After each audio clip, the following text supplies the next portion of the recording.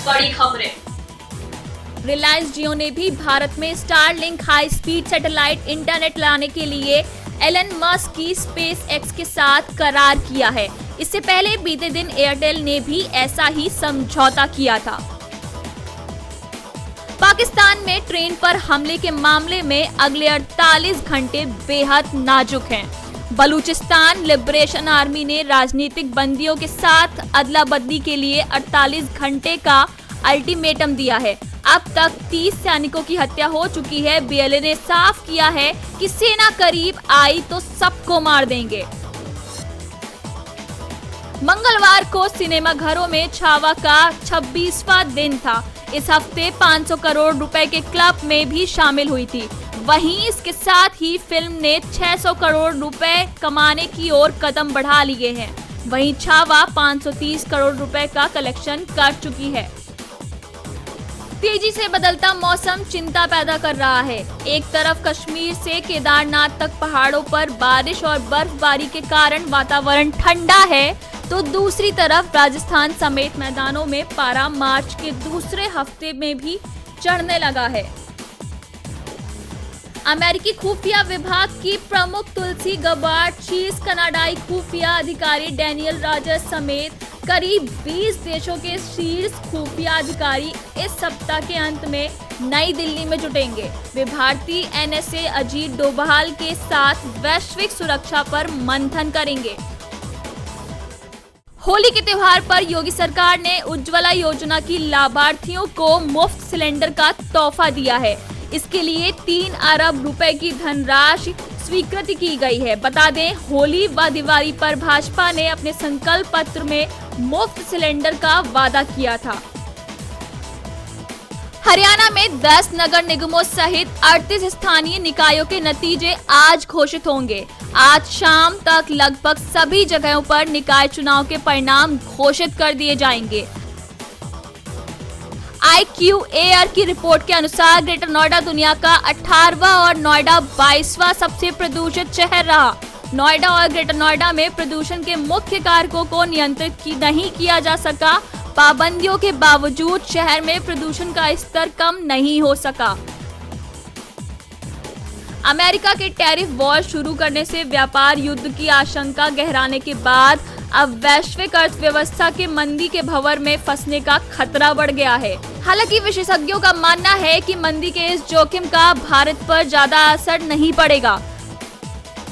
Made in India और make in India का डंका अब रक्षा क्षेत्र में भी बज रहा है। यही कारण है कि भारत रक्षा क्षेत्र में आत्मनिर्भर बन रहा है और विदेशी निर्भरता कम हो रही है। Stockholm international peace research institute की रिपोर्ट के अनुसार पिछले 4 साल में भारत ने रक्षा क्षेत्र में अपना आयात 9.3% कम किया है।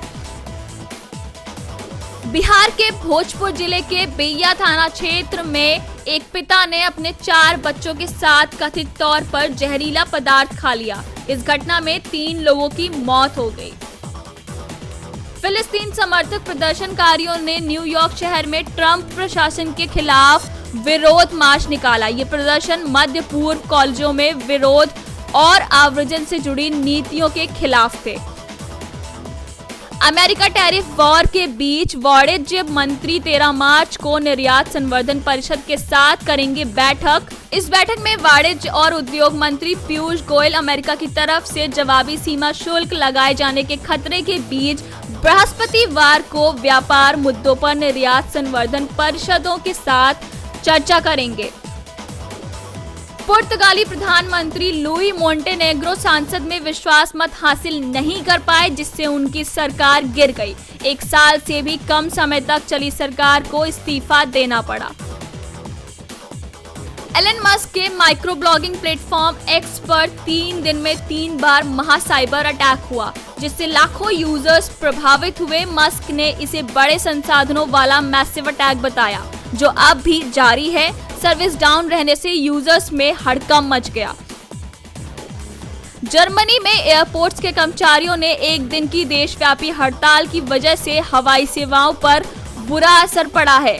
लगभग 3400 उड़ानें रद्द करनी पड़ी हैं। हड़ताल का असर करीब 5 लाख यात्रियों पर पड़ा है। जिन्हें अपनी उड़ानों को रद्द या पुनर्निर्धारित करना पड़ा। नोएडा इंटरनेशनल एयरपोर्ट से विमानों के उड़ान का इंतजार और बढ़ गया है। कहा जा रहा है इस पर सीएम योगी ने जताई नाराजगी। अप्रैल 2025 में यहां से विमानों का परिचालन शुरू होने की उम्मीद थी। रंग और उल्लास के पर्व होली का अब खुमार छाने लगा है। मथुरा वृंदावन की पारंपरिक होली के साथ साथ देश भर में होली उत्सव की धूम शुरू हो गई है।